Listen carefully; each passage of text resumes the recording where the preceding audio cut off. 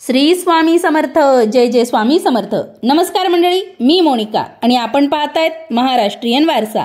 मार्गशीर्ष महिना हा 11 जानेवारी 2024 या दिवशी संपून 12 जानेवारी 2024 रोजी पौष महिना सुरू होत आहे. वर्षातील 12 महिन्यांपैकी एक असलेला हा पौष महिना आणि त्याविषयी अनेक समज गैरसमज हे समाजात खूप मोठ्या प्रमाणात पसरलेले आहेत. इतके की पौष महिना सुरू झाला तर महत्वाची बोलणी ही टाळली जातात. नवीन व्यवहार लोक करत नाहीत. इतका हा पौष महिना खरंच वाईट आहे का? पौष महिना नक्की वाईट आहे काय? या महिन्यात काय करावं, काय करू नये याविषयीची सखोल माहिती आपण आजच्या या व्हिडिओच्या माध्यमातून जाणून घेऊया. चॅनलवर नवीन असाल चॅनल सबस्क्राईब करून बेल आयकॉन सुद्धा दाबा, जेणेकरून आपल्या नवीन आणि माहितीपूर्ण व्हिडिओंचं नोटिफिकेशन आपल्याला प्राप्त होईल. पौष महिना हा वर्षारंभातील म्हणजेच मराठी नववर्ष हे चैत्र महिन्यापासून सुरू होतं. त्यातील 10वा महिना तर हेमंत ऋतूंमधील दुसरा मास म्हणजेच पौष महिना. मकर संक्रांतीशिवाय या महिन्यात अन्य कोणतेही सण नाहीत असा आपला एक समज आहे. मात्र निर्णय सिंधू आणि धर्म सिंधू या ग्रंथांमध्ये या महिन्यात करण्याची काही धार्मिक कृत्य आपल्याला सांगितली आहेत. ती कृत्य कोणते त्याविषयी आपण जाणून घेऊया. पहिलं म्हणजे पौर्णिमा अंत. या दिवसापासून माघ सुरू होतो, म्हणून या दिवसापासून माघ स्नानाला प्रारंभ करावा. या वर्षीचा पौष पौर्णिमेचा दिवस आहे 25 जानेवारी 2024 आणि वार आहे गुरुवार. दुसरी गोष्ट, पौष शुद्ध अष्टमी ते पौर्णिमा हा शाकंभरी देवीचा महोत्सव म्हणजेच शाकंभरी नवरात्रोत्सव सुरू होतो. याचं महत्त्व सुद्धा शारदीय नवरात्रोत्सवासारखंच असतं आणि ह्या काळात देवी भक्तांनी देवीच्या विविध मंत्रांचं पठण करावं. शक्य झाल्यास शाकंभरी स्तोत्राचं पाठ करावं, शाकंभरी अष्टकाचे पाठ करावेत. ह्या वर्षी शाकंभरी नवरात्रोत्सव सुरू होतोय 18 जानेवारी 2024 वार आहे गुरुवार आणि नवरात्राची समाप्ती होत आहे 25 जानेवारी 2024 आणि वार आहे गुरुवार.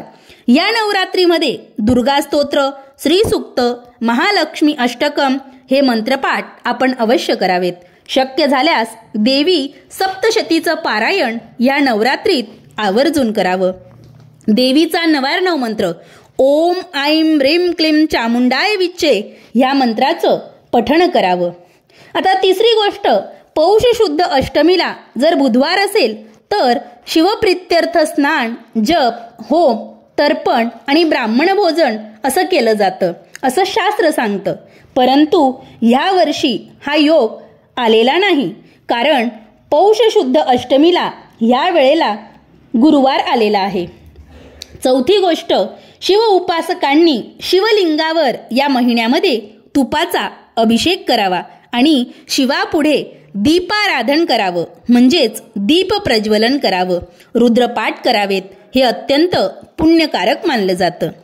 पुढची 5वी गोष्ट म्हणजे पौषाच्या दोन्ही पक्षामध्ये शुक्ल आणि कृष्ण पक्षाच्या नवमीला उपवास करून दुर्गा देवीची त्रिकाल पूजा करावी.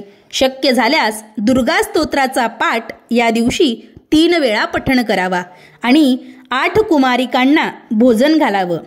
6वी गोष्ट, महिनाभर एकभुक्त राहून म्हणजेच एक वेळ उपवास करून शक्य असेल ते दानधर्म अवश्य करावं. 7वी गोष्ट, रवी म्हणजेच भगवान सूर्य धनु राशीत प्रवास करून मकर राशीपर्यंत प्रवास करेपर्यंतच्या कालखंडाला धनुर्मास म्हणतात आणि हा धनुर्मास श्रावणासारखाच पवित्र मानला जातो. या धनुर्मासाचे काही दिवस हे पौष महिन्यामध्ये येतात आणि या संपूर्ण धनुर्मासात सूर्योदयापूर्वी देवपूजा उरकून देवाला नैवेद्य दाखवण्याची आपल्याकडे पद्धत आहे. नैवेद्यामध्ये मुगाच्या डाळीची खिचडी, गुळाची पोळी, बाजरीची भाकरी, वांग्याचं भरीत आणि तिळाचे पदार्थ हे आवर्जून केले जातात. या सर्व माहितीवरून पौष महिना हा धार्मिक कार्यासाठी निषिद्ध नाही हे स्पष्ट होतं. आता प्रश्न विवाह आणि वास्तुविषयक कार्याचा. पौष महिन्यामध्ये रवी म्हणजेच भगवान सूर्य हा धनु राशीमध्ये असताना विवाहाचे मुहूर्त घेऊ नयेत असं शास्त्र सांगतं. मात्र उर्वरित महिना हा विवाहासाठी वर्ज्य नाही. या पौष महिन्यामध्ये भगवान सूर्य 14 जानेवारीला यंदा उत्तर रात्री 2:42 मकर राशीत प्रवेश करीत आहेत. पौष महिना हा शुभ कार्यासाठी वर्ज आहे असा बागुलबुवा करू नये.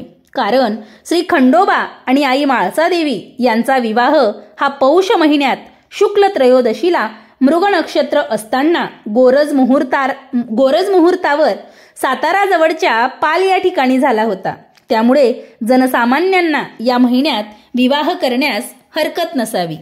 गृहप्रवेश आणि वास्तुशांतीसाठी हा महिना अजिबात वर्ज्य नाही. मुख्य घराचं बांधकाम मात्र या महिन्यात सुरू करू नये. पण अगोदर सुरू असलेलं बांधकाम हे थांबवू नये. घराची दुरुस्ती, रंगरंगोटी, फरशी बसवणं हे सुद्धा करायला काहीच हरकत नाही. प्रत्येक महिन्याच्या पौर्णिमेला जे चंद्र नक्षत्र असतं त्यावरून त्या महिन्याला नाव मिळालेलं असतं असं काहींचं मत आहे.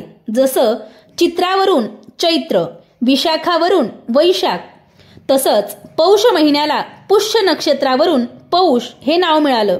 त्यामुळे याचा नक्षत्र स्वामी हा शनी आहे आणि त्याचा प्रभाव हा या महिन्यावर असतो. आणि शनी ग्रह हा वैयक्तिक सौख्यासाठी, विवाह सौख्यासाठी मारक मानला जातो आणि म्हणून या महिन्यात विवाह करू नयेत. परंतु पौष महिन्यामध्ये शुभ कार्य करत नाहीत ही रूढी बनली आहे आणि म्हणून ती पाळावी. कारण शास्त्रात रूढी बलयेसी असं वचन आहे असा काही जण युक्तिवाद सुद्धा करतात. परंतु याचा अर्थ असा नाही की शास्त्रापेक्षा रूढी ही बलवान आहे. तर असा होतो की शास्त्राला धरून जी रूढी बनलेली असते ती बलवान असते. माहिती आवडली असेल तर व्हिडिओला लाईक करा आणि जास्तीत जास्त लोकांपर्यंत हा व्हिडिओ शेअर करा. या नोटवरच इथेच थांबते आणि झालेली सेवा ही स्वामींच्या चरणी रुजू करते. श्री स्वामी समर्थ. जय जय स्वामी समर्थ.